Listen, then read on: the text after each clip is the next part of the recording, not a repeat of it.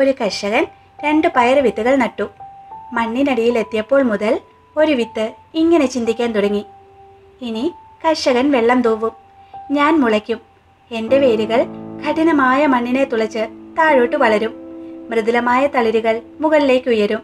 അങ്ങനെ ഞാൻ ഈ വിത്തിൽ നിന്നും പുറത്തു വന്ന് സുന്ദരമായ ലോകം കാണും. എൻ്റെ വളർച്ച കണ്ട് കൃഷിക്കാരനും കുടുംബവും ആഹ്ലാദിക്കും. ചിന്തിച്ച പോലെ തന്നെ ആ വിത്ത് വളരാനും വലുതാകാനും തുടങ്ങി. മറ്റേ വിത്ത് ചിന്തിച്ചത് ഇപ്രകാരമായിരുന്നു: എൻ്റെ വേരുകൾ താഴേക്ക് പോയാൽ പെരിച്ചാഴിയോ കൃമികീടങ്ങളോ കരണ്ടേക്കാം.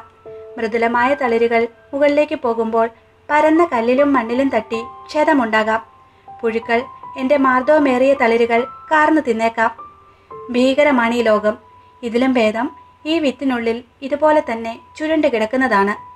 വളരേണ്ടെന്ന് നിശ്ചയിച്ച് ആ വിത്ത് അങ്ങനെ തന്നെ കിടന്നു. കുറേ ദിവസം കഴിഞ്ഞപ്പോൾ അതുവഴി വന്ന കോഴി ചികഞ്ഞു നോക്കിയപ്പോൾ ഉറങ്ങിക്കിടക്കുന്ന വിത്ത് കണ്ടു. അടുത്ത നിമിഷം അവളത് കൊത്തി വിഴുങ്ങി. നമ്മുടെ മനസ്സാകുന്ന വിത്തിൽ സമസ്ത ശക്തികളും അടങ്ങിയിരിക്കുന്നു. ശുഭചിന്തയോടെ അത് വളർത്തിയാൽ നാം വടവൃക്ഷം പോലെ വലുതാകും. നിഷേധ ചിന്തകളാൽ മനസ്സിനെ ക്ലേശിപ്പിച്ചാൽ അത് പാഴ്വിത്തുമാകും. നമുക്ക് വേണമെങ്കിൽ നമ്മെ നശിപ്പിക്കുവാനും നന്നാക്കുവാനും കഴിയും. തീരുമാനിക്കേണ്ടത് നാം ഓരോരുത്തരുമാണ്.